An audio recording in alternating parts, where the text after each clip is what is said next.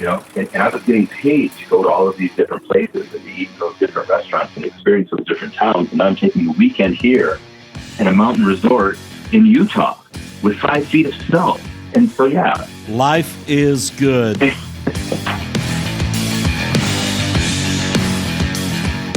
Welcome to Six Figure Trucker, the podcast where we share advice on how to be successful in trucking and have fun while doing so.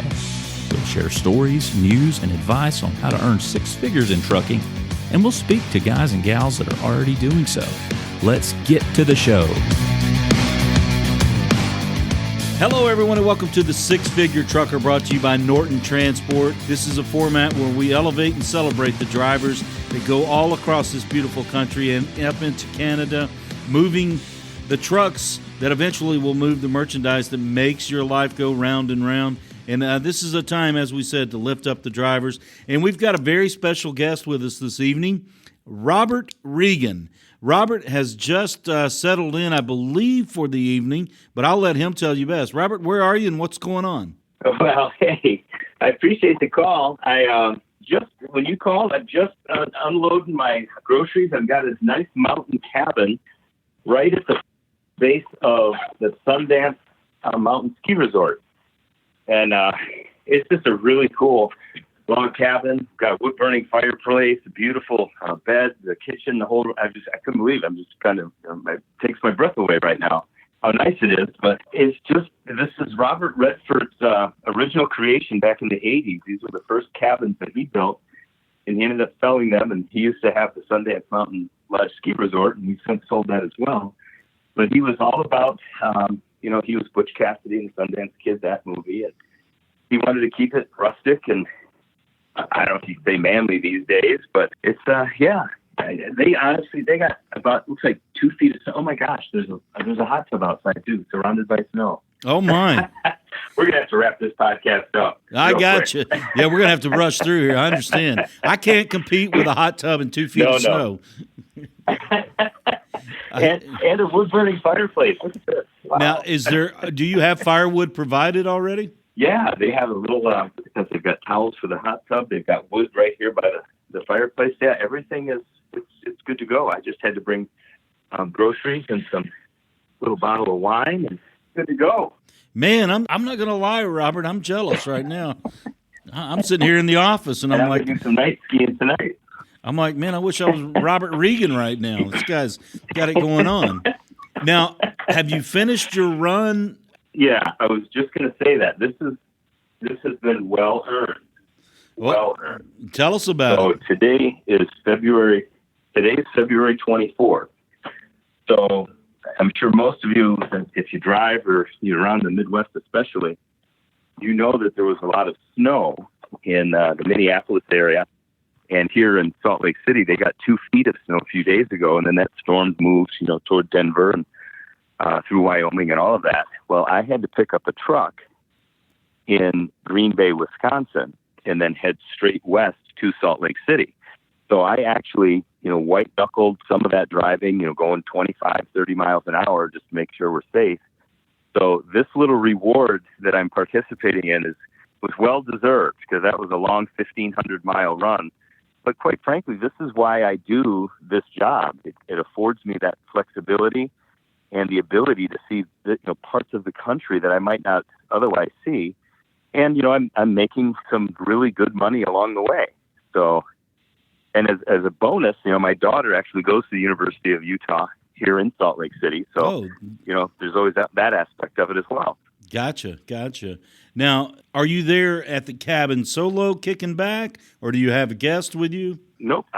This was a last minute thing. So when I had hit my 10-hour downtime, when you have those long runs, you have to take those 10-hour breaks. And I just started doing some research. I said, well, shoot, I'm going to be in Salt Lake City. Let's just see what's available. And sure enough, they had this cabin for last minute booking. They even had it discounted a little bit. And I said, well, shoot, set me up for Friday and Saturday. And I'm just going to take these 2 days off. And then I have a cheap flight from Provo, Utah to Phoenix, Arizona for like $60. And then I actually pick up another truck for Norton in Arizona Monday morning. And, I'm off to LA and, picking up another truck. So Man, It's just a nice weekend, and then I just go keep working. You're living the life right now, man. That's living the dream. Living the dream. Kind of set the scene for us. You've already said there's a couple feet of snow. How cold is it right now? Yeah, well, okay. So as I step outside on the back deck here, I'm 5'10", and the snowbank is actually eye level right by the hot tub. So I've got well over 5 feet of snow, but then it also drifts up toward the cabin about, I'd say, 8 to 10 feet. Oh my goodness! So I'm surrounded by an absolute wall of snow. They literally got 2 feet of snow the other night, and this has been the best snow they've had in years, they said. Wow. And I'm looking out, and I see pine trees all covered with snow. Are you going to try to ski for real? Absolutely, yeah. I already got my rental skis. Hit the grocery store, so I've got my groceries. They've got night skiing tonight, so that opens up, looks like in a couple hours. And I'll be able to ski from, I think it's 5 to 9 tonight, and then I'll ski all day tomorrow. Oh, wow. And, I'm going to sleep well, too. Absolutely. Now, the night skiing, have you done the night skiing before? Mm-hmm. This is my first time at this mountain, but yeah, I was on the ski team in high school, and I've been skiing most of my life. So okay. Well, you're in a good location. Yeah, I don't ski as much as I used to, but I'm really looking forward to it. So at my age, the goal is always injury-free. I hear you, man. What are you, 55, 54? 55, yeah, exactly. 55. Gotcha. Now, is it nice powdery snow? I mean, is it going to be good for skiing? It should be. I think it would have been better yesterday and today. It actually warmed up a little bit today. So I think it was 29 when I pulled in. Yesterday when I drove through the Rockies, it was frigid. It was like 5 and 6 degrees. It was a little slick driving, but the temperature has definitely warmed up a little bit. So it won't be like soft, powdery. But it should be good skiing. It won't be like super warm, where snow can kind of turn into mashed potatoes. Right. But I'm anticipating a good day of skiing. We've been doing this podcast, The Six Figure Trucker here, brought to you by Norton Transport for some time. You are by far, at least since I've been hosting, the first guest who has finished a run and has ended up in a wood-burning fireplace cabin with an 8-foot drift of snow up on the bank and a hot tub, bottle of wine. He's going to night ski tonight and ski all day tomorrow. My hat is tipped to you. Yeah, that's correct. Well, thank you. And I appreciate that. And I don't feel any guilt or compunction about this at all, because when I say I worked my fanny off the last week getting here, I did. And that's kind of the life motto is, work hard and play hard and, do things the right way, and, rewards will come at the end of it. Well, you have earned that reward. And I was going to ask you this question. I don't want to take up too much of your time. I know you're you're in the mountain time zone right now, I believe, aren't you? Yes, it's a little after 4 o'clock here. I got you. Now, the order of events this evening, after we wrap up, I'm assuming there may be kind of dive into the groceries, head for the night skiing, and I don't want to pre-plan your evening, but kind of run us through what's going to happen this evening. I got an idea in my head, but I want to see if I'm on the same wavelength as Robert Regan. Yeah. Well, I'm walking distance to the ski hill, so first thing I'm going to do is probably pour a glass of wine, and then I'm going to jump in the shower, put my ski gear on, put on my boots, walk to the mountain, and get some runs in tonight. Oh, no, I'm probably going to grab a bite to eat. So I've got a little salmon with some asparagus and brown rice. I'm going to eat that first, and then do some skiing, and then come back. And I'm going to sit in that hot tub tonight. That's exactly where my mind was. It's like, all right, you have a glass of wine with dinner there before you get out. Now, I'm assuming that once you get back to that hot tub after a night of night skiing there, you could be, you and that bottle could be one. Am I right? It could be. To be honest with you, though, I am really tired. So my guess is it's not going to take much for me to hit that bed, and I will be out, and I'll be sleeping solid tonight. I can guarantee you that. There's nothing like that. I mean, a nice evening of a restful sleep, you can't put a price on that. I have to ask, though, what's the bottle? Is it, you got a Merlot, Cabernet? What are you going with? I've got a black box cap, little Cabernet. Nothing fancy at all. And actually, I actually got a cheap box wine because I wasn't sure if it was going to be a bottle opener. Oh, yeah. Way to think ahead, man. Got to get that. Yeah, and I figured if it's not that good, we can get another one tomorrow. It should do the trick. Talking about getting the box wine because you weren't sure if there was going to be a bottle opener in your accommodations there. That is spoken like a veteran driver, because for Driveaway, it's all about planning, and it sounds like that kind of fits in your wheelhouse. Yes, and when you're, especially with the Driveaway, you're creative, and you have to plan, where you're going to sleep and where you're going to eat and take your breaks and all of that. So when you do get, locations like this, I take full advantage of them. And so I'm going to make sure I'm well rested and, just enjoy all of the amenities that I can. I may get down into Salt Lake City, or I may just decide to, eat and stay here, at the resort for the weekend. Gotcha. So, but you're absolutely right. It's all about planning and not forcing things. You kind of take what gives you. It's like driving through the snow last night in the ice.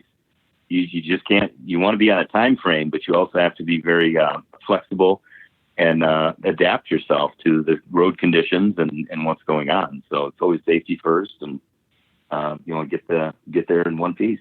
That reminds me of something I read. It was a book about Route 66. You're not too far from that, a little north of it, I guess now. But inside the jacket of the book, it says, let me see, I may butcher this quote, but it said something to the effect of, a tourist makes a plan and tries to follow it. A traveler takes them where the road leads them. You sound more like a hybrid blend of those two. I'm thinking you're more at heart a traveler. Absolutely. And I did a hike a few years ago now, the Camino de Santiago, where I hiked across Spain. And that was a 500-mile hike. I was gone for about a month, a solo hike. And you just have to adjust, and you kind of go, and you just take what the trail gives you. And driving with Norton is no different. You have a plan, and you have to be organized. So when the things that come up that you didn't plan happen, you're able to adjust and know where you're supposed to be and get back on plan. But you have to be flexible with that, for sure. Now, you've got a nice place, obviously, for the weekend there in the accommodations where you're staying, and you had mentioned that you always try to take advantage of where you're going to be on your transports. What's the coolest place you've stayed, as far as, if it's not tonight, what's the coolest place you've stayed in your travels? Oh, by far, this is head and shoulders. This is the best place I've ever stayed on my travels. But I'm a hiker and a trail runner, and I'm always finding unique places to go. And when I have to take my 10-hour shift breaks, I will find a mountain to hike or a trail to run all over the country. I'm in the lower 48 states multiple times a year. And it's just a great way to see the country and experience all the United States has to offer. This truly is an amazing country with just some amazing, wonderful people. Being a hiker and being a Driveaway transport artist, shall we say, that's a nice hobby to have, activity to have, being a hiker. You don't need a tremendous amount of gear, and you can take it with you. Right. And, because you're driving so much, sitting in that position, it's kind of like being a desk jockey. You work on the computer all day. When you're sitting in a truck all day, you really need to get out and do, be active, stretch, do something just to maintain your physical fitness level, because it's real easy to kind of slip into some bad habits. So I always make time to do that every day, just to make sure that I'm staying flexible and in shape, because I'm not getting any younger. And I know you're not either. I'm not.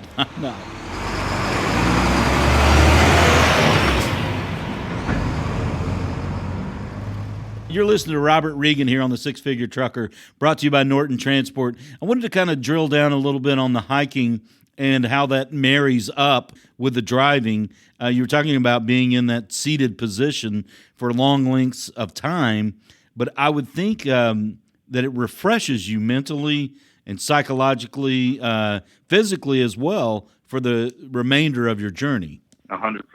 Yeah, it clears your mind, it clears your lungs, it clears your heart. It gets your body moving.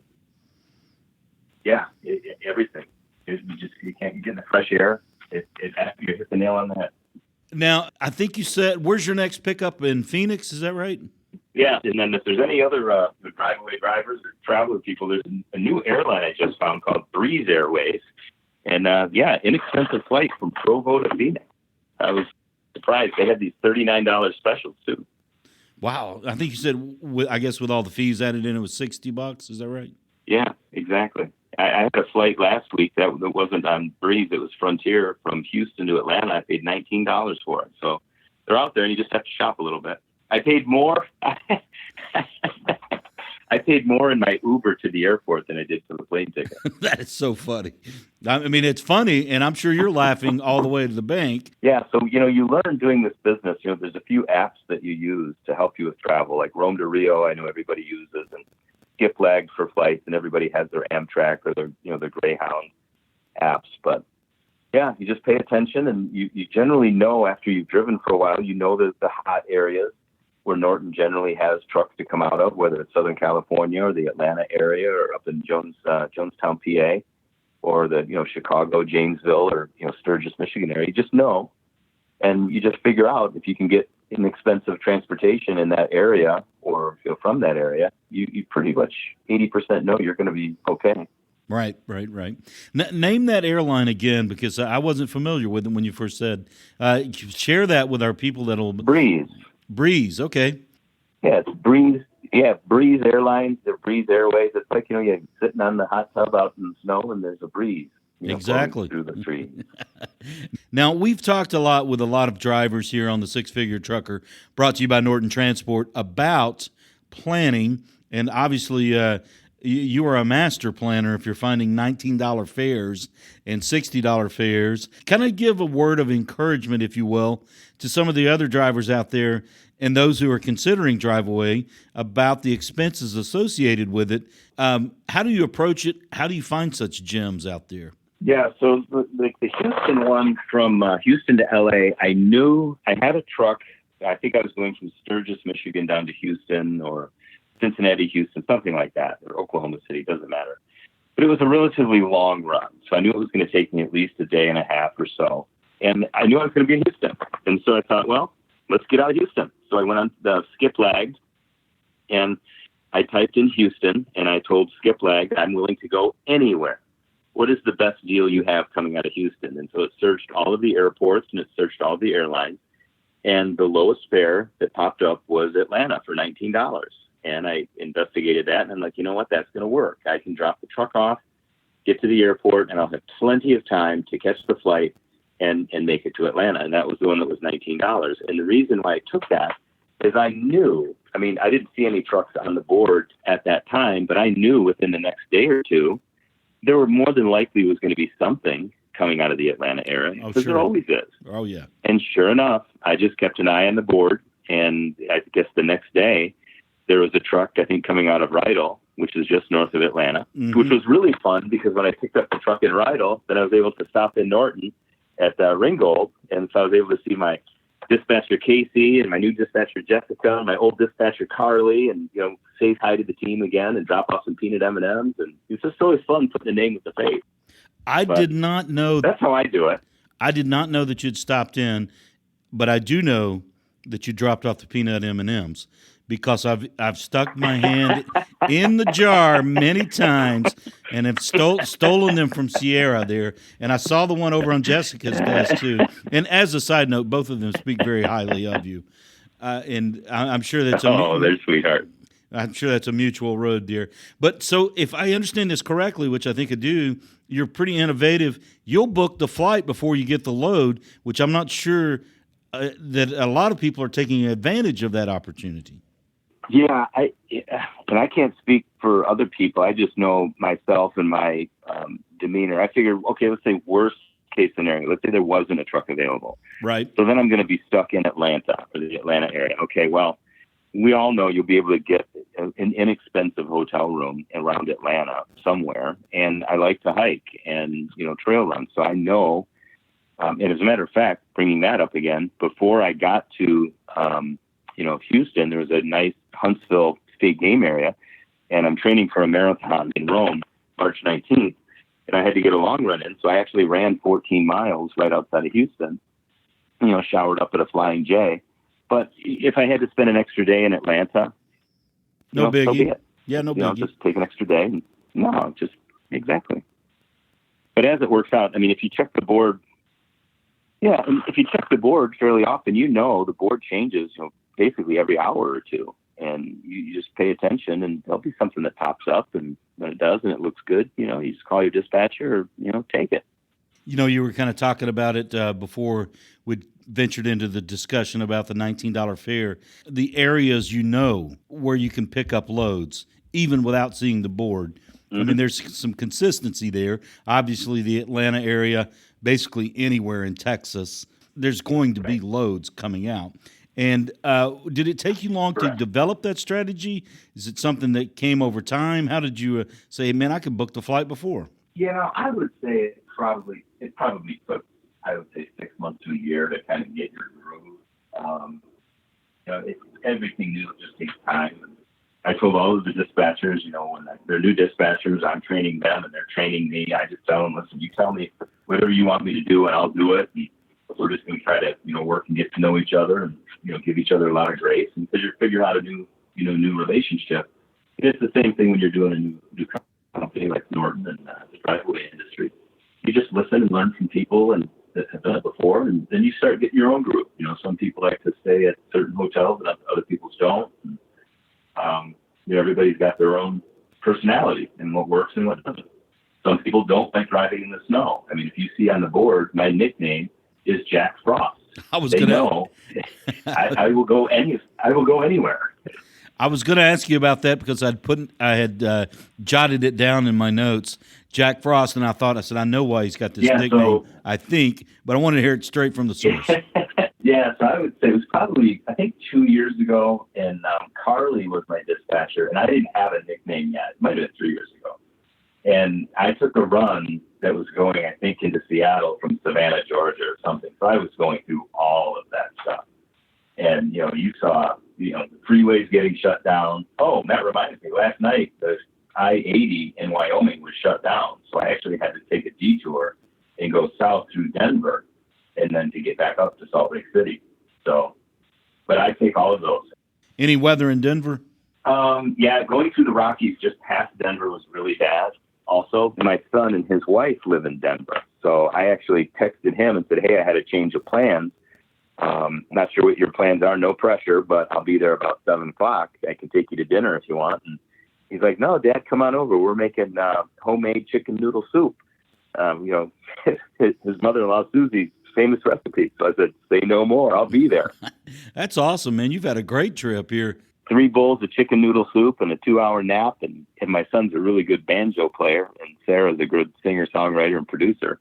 So I kind of fell asleep, took a nap for 2 hours while he was strumming the banjo. Okay, a little bluegrass there? It was. And then when I pulled in, though, I had this big, Freightliner, 26-footer, and I laid on the horn a little bit. And he came running out of the house like, Dad, we got old neighbors. You can't do that. You're going to wake them up. What time of the evening was this? 7:30. But old people, they got, like us, we go to get the blue light special at 4:30 for dinner, and we're in bed by 7:30. Oh, there you go, right after Jeopardy. I got to ask you this quick question. You were talking about some people will stay at certain places, others will not. And obviously not too many that I've come into contact with stay in mountain chalets, with a hot tub and some wine and a ski slope within walking distance. But do you have a preference of where you stay? No, I'm a VIP Priceline, member, because I try to stick with one program or app just so I can build a relationship and get the points and whatever. Right. So now as a VIP Priceline member, I get all these special deals. And generally, I can find a hotel in any city for, $60 to $80, no problem. And it's just, I don't care if it's a Ramada Inn or a Holiday Inn or Marriott, it doesn't matter. But Priceline generally just takes care of me with that. And same thing with rental cars. If the Norton Travel can't find something good or I can find a better deal on my own, I do that. But I take advantage of the Norton Travel team because they're awesome too. Gotcha. I'm sure they'll love to hear that. And wanted to ask you, given what you've told us here, you're not brand specific to a certain hotel or motel for whatever the case may be. Have you had any horror stories from the road at a place where you maybe saw a cockroach the size of a baseball, something like that in one of the places? Oh, yeah. Do tell. Yeah, there was one, I'm trying to think where I was. I want to say it was either near Jacksonville, Florida, or Savannah. It was down in that part of the country. And it was a seedier hotel. It's a brand name hotel. I don't want to say the name. Sure. Because I'm sure it was a one-off, but I checked in, and they had the plexiglass behind the front desk, and I just asked the question. I said, "Hey, is this neighborhood okay?" And he looked up from behind his desk and said, "Yeah, just keep your door locked." And I got in the room, and sure enough, it's one of those rooms. To be honest with you, I slept with my clothes on because I wasn't sure what that bed was all about. And I said, "No, that's okay. I'll keep my clothes on, and I'll shower up in the morning." Well, you could make a quick exit if you had to, too. Exactly. Now, we've heard both extremes here. What about, I guess, if you look at it from in the center of the bell curve, what do you normally stay at? What are those accommodations like? I would say it's kind of like a Holiday Inn Express. It's your middle of the road. One that really sticks out, though, is these new Hilton hotels. I think it's called True. It's kind of an eclectic, fun hotel. Yeah. And generally, they'll have a free breakfast. And, they don't have Eggs Benedict and French toast, but, it fills you up so you can get on your way. And they're clean and comfortable. And, all the free Wi-Fi and all the amenities. But I'll be honest with you, when I hit the hotel, I'm so tired most times. It's just I hit the pillow when I'm out. It doesn't really matter where you are. Frankly, it really doesn't. When I was married and you had the wife and children, that was always, okay, we got to stay here and clean and blah, blah, blah, and whatever. But, I'm only there for a few hours and get a good night's sleep, a shower, get my breakfast, and get going. There you go. Now, you have mentioned your daughter and your son. Any other children? Mm-hmm. Yep, I have two other children. I've got Katie, she's married and lives in L.A., and then I've got another daughter, Stephanie, I think she's in Phoenix. So, yeah, they're all over the country. Do you get to see them? You just told us the way the weather changed your plans, and you were able to see your son there in Denver. Mm-hmm. Do you get to see some of your other children when you're out on the road? Do you try to take loads that go through those areas? Whenever I can, I will. It doesn't always work out. But, yeah, whenever I see trips or loads that are going into specific cities, I've got buddies and family and children that are there. And so I know, I can go to Phoenix or L.A. or, Denver or Dallas, Chicago. You start building a network, and they're like, hey, when are you coming back through? And it's like, well, probably in a week or two. And, you do it for a while. You just you get the personality and you get a routine, and it's a lifestyle, and I just really enjoy it. It affords all of the things that I wanted to do when I was younger. I'm doing more travel, more active things now in my 50s than I ever did in my life. And Norton has afforded me to do that. How much fun is that? I love it. I couldn't do it if my children were young because I want to be there with them. But now that they're all up and gone, there's nothing really holding me back at home, and I love to travel. I love to drive, and I love to experience, new places and people. And with the trail running and hiking, it just is. It's just a wonderful, opportunity and vocation right now for me. How long have you been doing it? It's probably been about 4 years. I was with a couple of other Driveaway companies, and then networking with some drivers, and somebody asked me, said, hey, who do you work for? And I told them, and they said, who do you work for? I'm Norton. Oh, man, you got to give them a call. They're doing a great job. And so I did. I called them up and applied, and next thing you know, I got hired in at Norton. And I was working with 2 or 3 other Driveaway companies as well when I was also working with Norton. But now it's just kind of turned into Norton is, my primary, mode of transportation. That's all I work with right now. Well, we certainly appreciate hearing the kind words. And without naming the other companies, where would you say Norton provides you an advantage? And if there's a disadvantage, feel free to say it. Where do we win? Where do we need to concentrate our efforts? Well, I would say the biggest thing, hands down, is just the people and the people that work at Norton. I have not had a bad dispatcher. The onboarding was great. It's just the people. There's something about the attitude and the culture at Norton that for me it just works and it just clicks. I would say the people is number one. The app is very convenient. That's helpful to know what loads are and you can request them. Having that little bit of money up front to pay for gasoline is always helpful. Giving cash along the route is helpful, and a lot of those things have been streamlined. It's like I said, the travel department is great. For me, because I tend to be a little type A, and my dispatcher Jessica was like, Robert, we just booked you here, we got you here, and I said, yeah, I know, but I'm hungry, I need more. Feed me. She goes, hungry? You're starving. And I would say the only thing I would like to see is just having more runs on the board, more opportunities to things to choose from.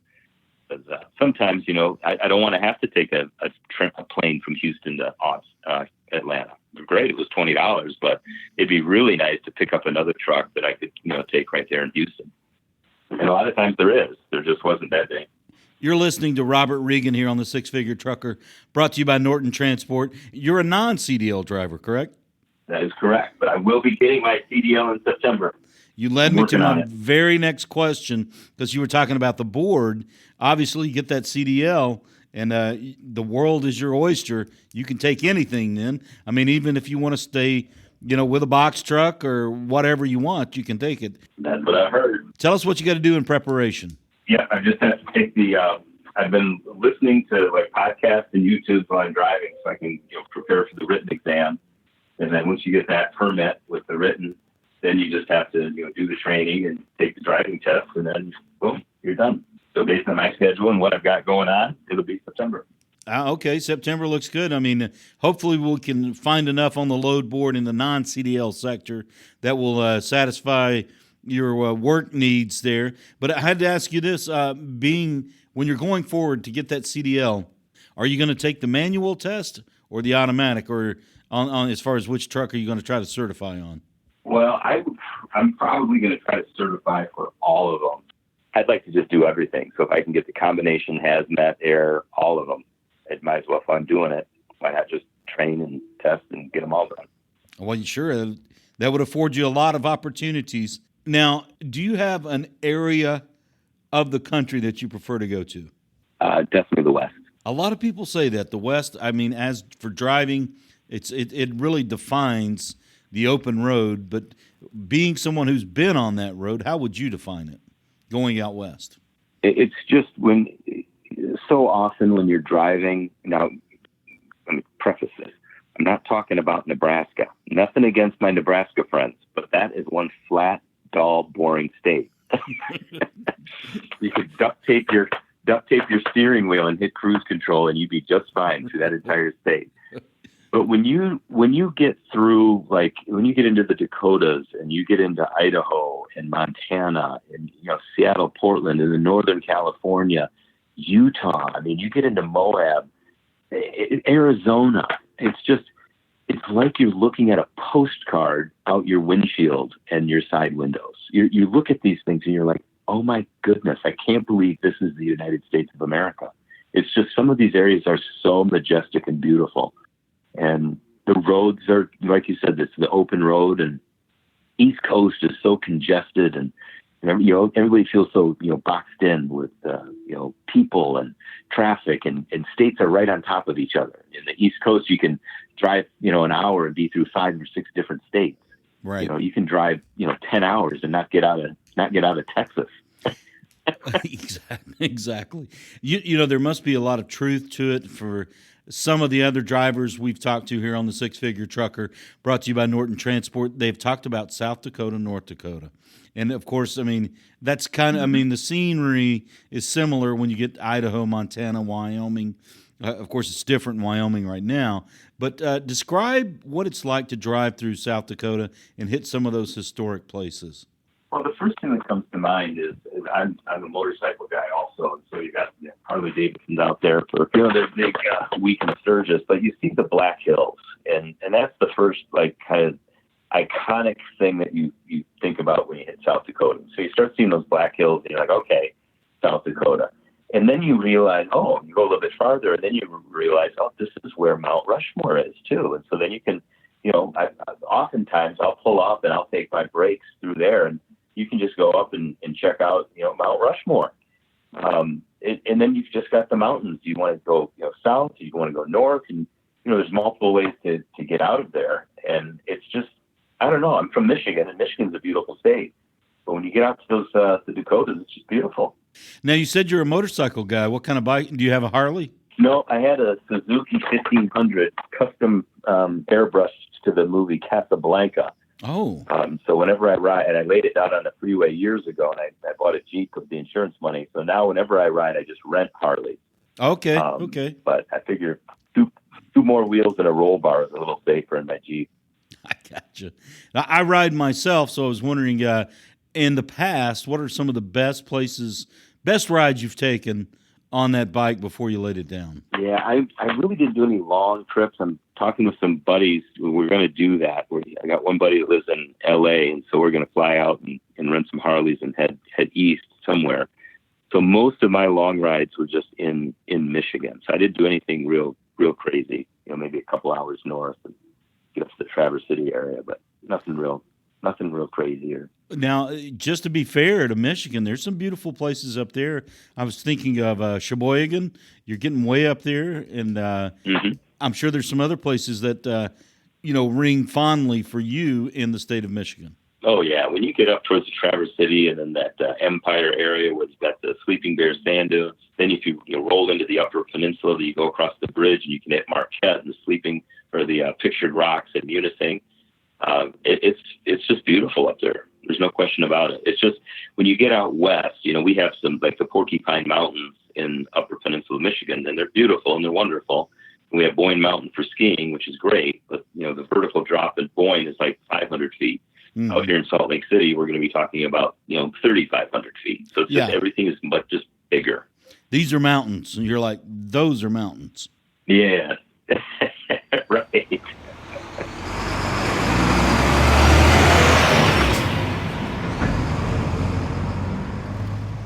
Now, how did you fall into Driveaway trucking? I'm sure you had a lot of things going on before that, but how did you fall into it? Yeah, so you're exactly right. I've done a lot of different things in my life. I had a manufacturing company. I actually owned a country club for a period of time, and unfortunately ended up going through a divorce. And my youngest daughter was still in high school, had a few more years to go, and I lost my manufacturing business in a bankruptcy, which was horrible.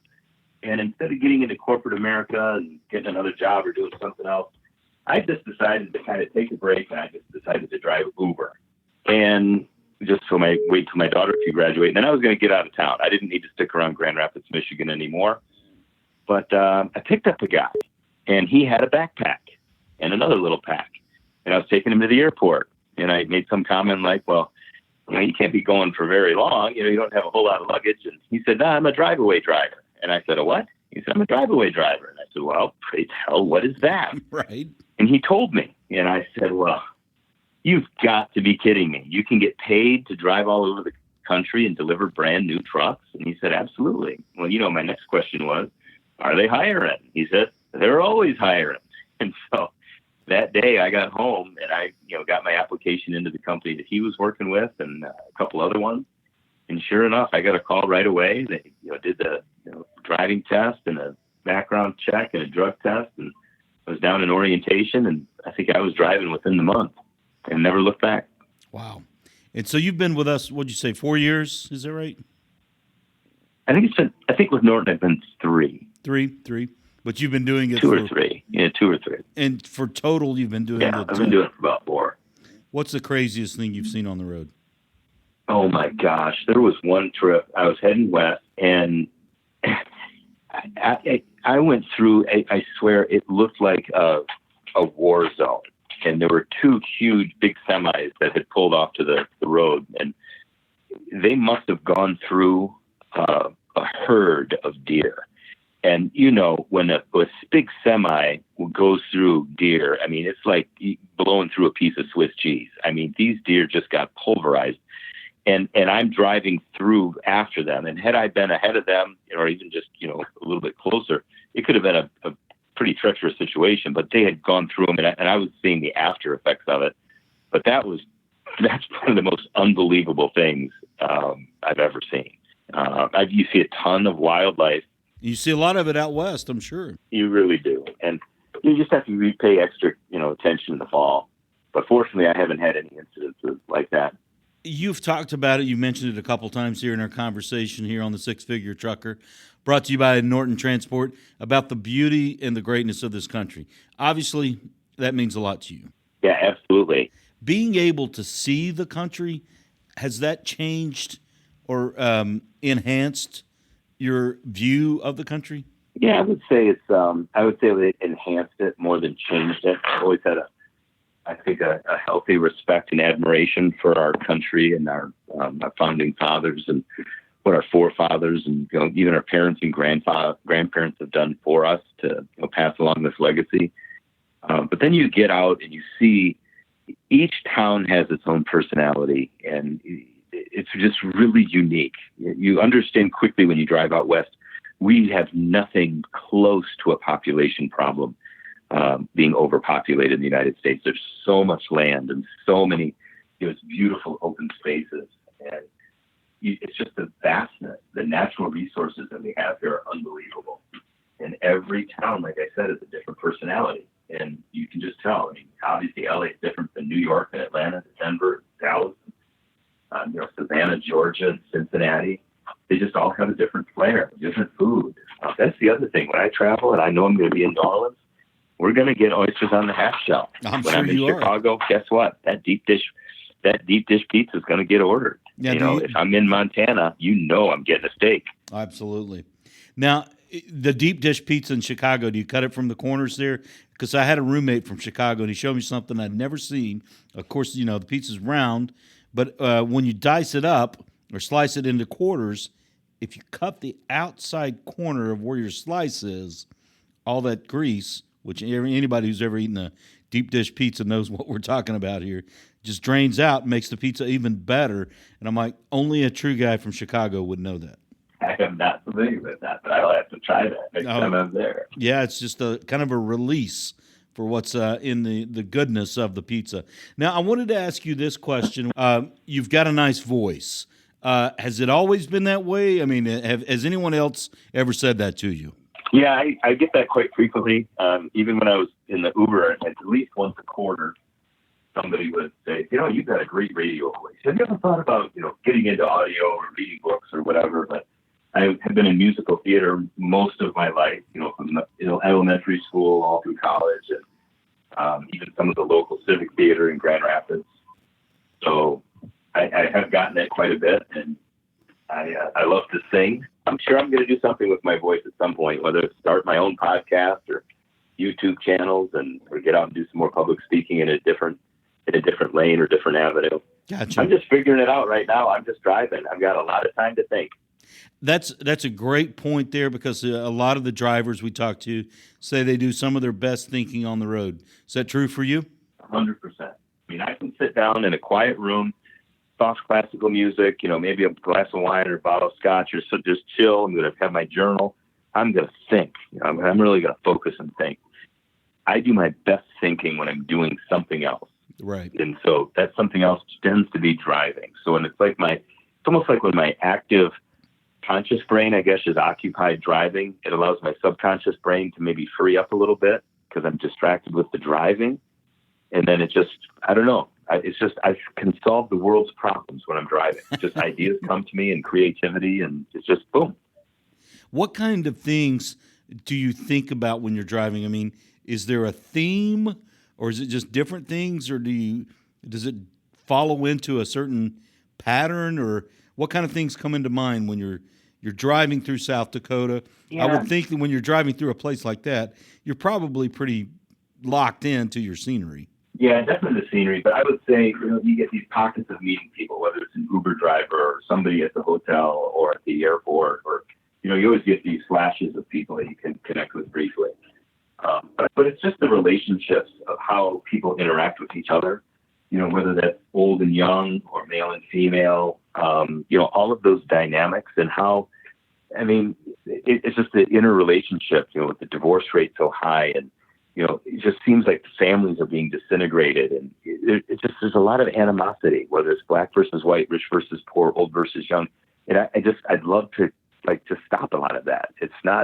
We shouldn't be fighting each other. We should be working together, because we're all going to get sick and suffer and die. And so before that happens, we should be doing whatever we can with each other to enhance our life experience and to, just be the best we can be here on Earth, because we're not here very long. So those are the main things that I think about. Okay, yeah, that's exactly what I was going to ask. And those are pretty deep thoughts you're having there on the road. And what's kind of switching gears here, pun intended? What's the... Well, before you switch gears, I just finished my third book also. So when I'm thinking about all these things, I'll be recording them into my iPhone. And then when I get to a place where I can take a weekend, I'll type out my notes. And so I'm also an author. So I've written these things out just to articulate. Tell us about the books. You said you just finished your third book? Yeah. And so the last one I just finished is called Belief. And that one is basically how your beliefs shape your entire life. And so what you believe and what you think about is going to determine how the majority part of your life and how it turns out. So that was my last book. The book before that was called Decide, How to Make the Best Decisions in Every Circumstance, No Matter What. And then my first book is kind of an odd title. It was called Gambling for Life, Stacking the Odds in Your Favor for More Money and Great Sex. And it was actually a marriage book. Okay. And I was really intrigued with how boys, I did a lot of Christian ministry work when I was younger, and boys always had questions about money and sex, but everybody was afraid to talk about it. And when you don't talk about something, there tends to be an element of shame. Well, I did the research, and I asked these guys, I said, can you tell me what 80% of millionaires and 90% of decamillionaires all have in common other than a lot of money? And they're all married to their first spouse. And then I asked them who has the most sex in this country other than prostitutes. And, well, married people. I said, gentlemen, if you really are interested in money and sex, I suggest you get married and stay married. So what are you doing to become that man worth marrying? And that was my first book, and I wrote that in 2008, 2009. And my next one's going to be called Desire. How many pages are we talking about? The first book was I want to say 150. Decide was probably about the same. Belief was shorter. I think that was close to 100. And what did you say the fourth one's going to be? And they're all on Amazon. Desire. Yeah, I've got about a dozen one-word title books in my mind. Yeah, I was seeing a pattern going there, and I wanted to ask you, how have they sold? Is it something that's been a revenue stream, or how has it worked out? No, and 99.9% of all authors never make money. The bestsellers obviously do, the J.K. Rowling, the Clive Cusslers, and James Patterson. I write them primarily for me and for my children and grandchildren whenever they come around, or great-grandchildren. And really what my philosophy is, you read to broaden your horizons, but then you write to focus your thinking. And that's why I write, because as I'm thinking and driving, my mind is everywhere. But when you're forced to sit down and write something out, it forces you to become clear and articulate those thoughts. So I do it primarily for me, but we do sell them, and I get asked to speak, around the country occasionally. So now, when you're out on the road, let's say you've met your legal limit of hours, you've checked into your hotel or cabin, whichever the case may be. Is that a time when you start writing? Is that a time when you start writing? No, not usually. I take focus time for that. So I like to take power blocks. So I'll take a week off, and I'll go to Florida and check into a hotel, and I'll spend 4 hours in the morning, 4 hours in the afternoon, and it's all about writing. And I'll have all of my notes, or I'll take a long weekend. It'll be a writing weekend. But generally, I don't really do a whole lot on the road other than think and run and hike. I got you. Now, I'm thinking at this point, you're probably looking at your ski boots right about now, and you're thinking about making your way out there pretty soon to the slope there. And I just wanted to ask you as we wrap up here, what would your advice or, I guess, encouragement be to people who may be considering driveway trucking, driveway transport as a way to make a living? What would your advice be? Well, my advice would be if you got a young family, I wouldn't suggest that because I think it's really important for dad to be around with the children.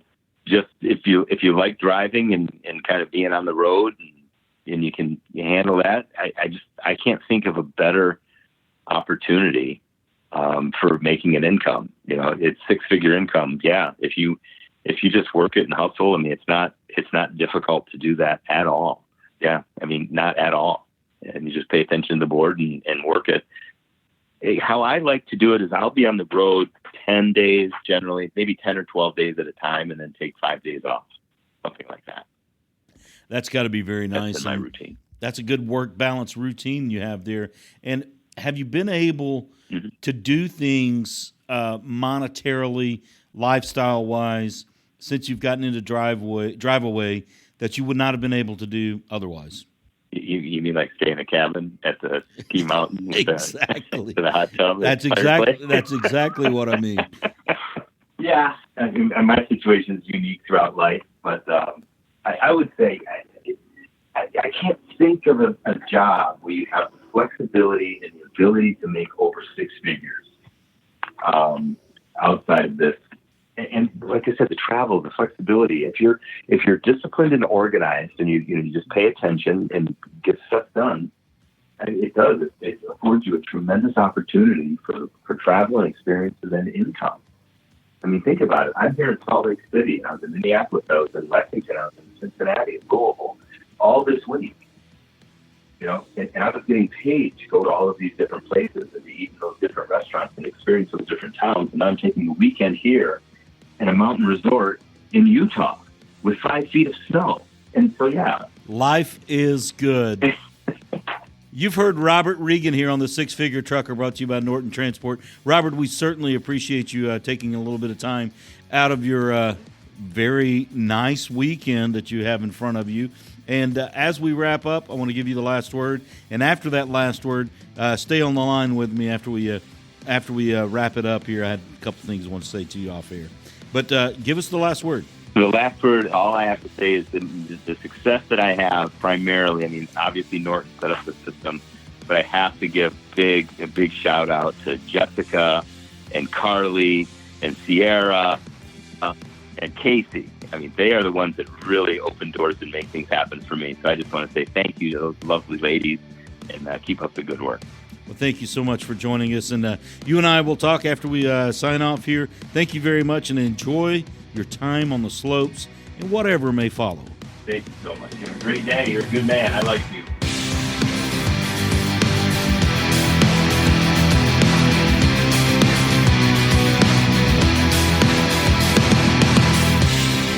Six-Figure Trucker is brought to you by Norton Transport. Norton Transport is a drive-away trucking company that customers can rely on. It offers excellent independent contract driving opportunities to professional, courteous, and qualified drivers that can provide the kind of service we deliver. If you're interested in learning more about Norton or just want to subscribe to the show, check out 6-figuretrucker.com. That's 6-figuretrucker.com.